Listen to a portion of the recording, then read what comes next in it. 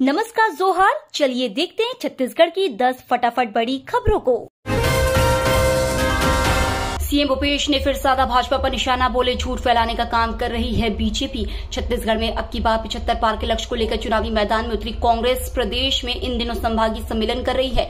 दुर्ग के बाद रायपुर संभाग में यह सम्मेलन आयोजित किया गया। बैठक के बाद मीडिया से बात करते हुए प्रदेश के सीएम भूपेश बघेल ने कहा कि हम सरकार की उपलब्धियों को लेकर चुनाव लड़ेंगे, सोशल मीडिया के माध्यम से भी जनता के बीच जाएंगे।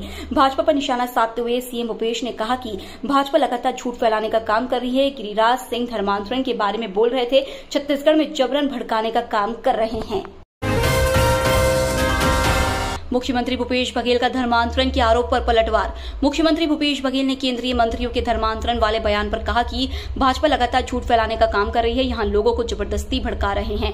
अरुण साव कहते हैं कि धान केंद्र सरकार खरीदती है, कितना झूठ बोलते हैं, बैंक से कर्ज लेते हैं, एक एक पाई हम किसानों को दे रहे हैं। मुख्यमंत्री भूपेश बघेल ने केंद्रीय मंत्रियों के बयान पर कहा कि भाजपा के पास कोई मुद्दा नहीं है और केंद्र सरकार के पास कोई उपलब्धि नहीं है, न ही उन्होंने राज्यों को कुछ दिया है। जो योजना है वह हम अपने दम पर चलाए हैं। भूपेश बघेल सरकार ने आदिवासियों को बनाया आत्मनिर्भर, कम लागत पर हो रही बेहतरीन कमाई। आत्मनिर्भरता की राह पर अगर आप बढ़ना चाहते हैं तो सरकार भी आपके साथ खड़ी है। जी हां, कुछ ऐसी प्रेरित कहानी छत्तीसगढ़ के आदिवासी क्षेत्र ओड़गी में रहने वाले परिवारों की है। यहाँ के ग्रामीण परिवार खेती और वनों पर निर्भर है। संसाधनों के नाम पर यहाँ कुछ भी नहीं है, लेकिन आदिवासी क्षेत्र के ग्रामीण परिवारों ने इसे ही अपनी आजीविका का साधन बनाया और महुआ, हर्रा, बहरा, तेंदुपत्ता, नागर, मोथा एवं अन्य वन उत्पादों का संग्रहण और बेचने का काम कर रही है। परिवार वन क्षेत्र में पैदा होने वाली जंगली घास से सिंक और फूल झाड़ू बनाते हैं। इसके बाद स्थानीय बाजारों में इन्हें बेचकर अपना जीवन यापन कर रहे हैं।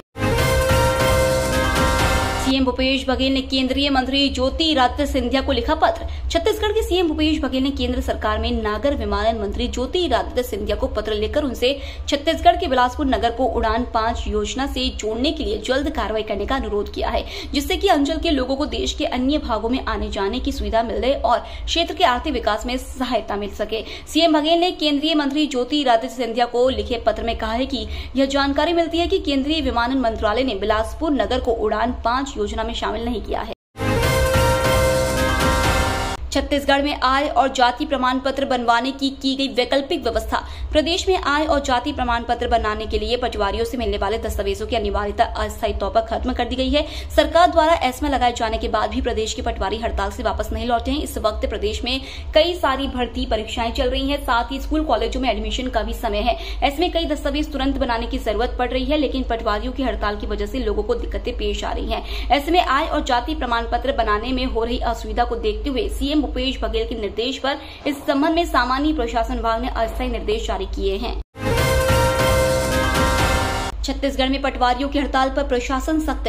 छत्तीसगढ़ में पटवारियों का हड़ताल पिछले 27 दिनों से जारी है। प्रदेश में पटवारियों की हड़ताल के कारण आम जनता को काफी परेशानी हो रही है।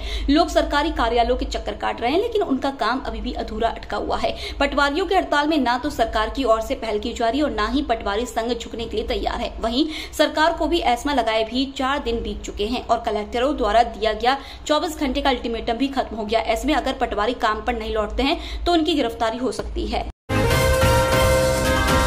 रायपुर संभाग की 20 विधानसभा सीटें जीतने के लिए रणनीति बना रही कांग्रेस। छत्तीसगढ़ में इसी साल के अंत में विधानसभा चुनाव होने वाले हैं। इसकी तैयारी में कांग्रेस का संभागीय सम्मेलन चल रहा है। इस महीने अब तक बस्तर, बिलासपुर और दुर्ग संभाग में सम्मेलन कर चुकी है। इसके बाद अब कांग्रेस रायपुर संभाग की चुनावी रणनीति में जुट गई है। रायपुर संभाग की 20 विधानसभा सीटों के लिए बड़ी मीटिंग है। इसमें कांग्रेस के सभी बड़े नेता और कांग्रेस के हजारों कार्यकर्ता शामिल होंगे। राजधानी रायपुर के इंडोर स्टेडियम में कांग्रेस का संभागीय सम्मेलन रखा गया। इसमें रायपुर के संभाग के 5 जिले के कांग्रेसी नेता शामिल होंगे। छत्तीसगढ़ में बड़ा रेल हादसा टला। एक ही पटरी पर आमने सामने आई मेमू ट्रेन और मालगाड़ी।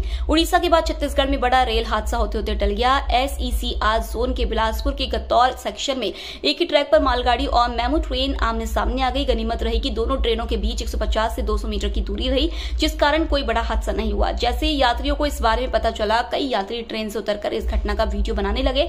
गतौर रेलवे स्टेशन के ट्रैक पर मालगाड़ी खड़ी हुई थी। इसी दौरान उसी ट्रैक पर कोरबा के लिए चल रही मेमू ट्रेन आकर खड़ी हो गई।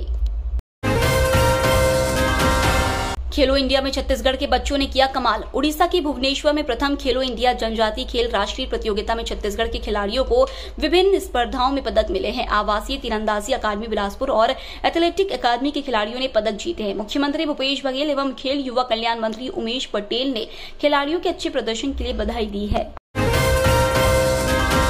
छत्तीसगढ़ में बदलेगा मौसम का मिजाज, तापमान में आई गिरावट। छत्तीसगढ़ में आज प्रदेश के कुछ हिस्सों में वज्रपात और गरज चमक के साथ छींटे पड़ने की संभावना है। खास करके दक्षिण और उत्तरी छत्तीसगढ़ में मौसम में बदलाव का असर दिखेगा और मध्य छत्तीसगढ़ के कुछ हिस्सों में भी मौसम का मिजाज बदल सकता है। मानसून कर्नाटक पहुंचने के बाद अब छत्तीसगढ़ में दस्तक देने वाली है। 15 से 17 जून मानसून छत्तीसगढ़ पहुंच सकता है। इस दौरान प्रदेश के कई हिस्सों में आसमान में बादल छाए रहेंगे। ये तो थी आज की बड़ी खबरें। डेली खबरों से अपडेट रहने के लिए चैनल सब्सक्राइब करना बिल्कुल ना भूलें। धन्यवाद।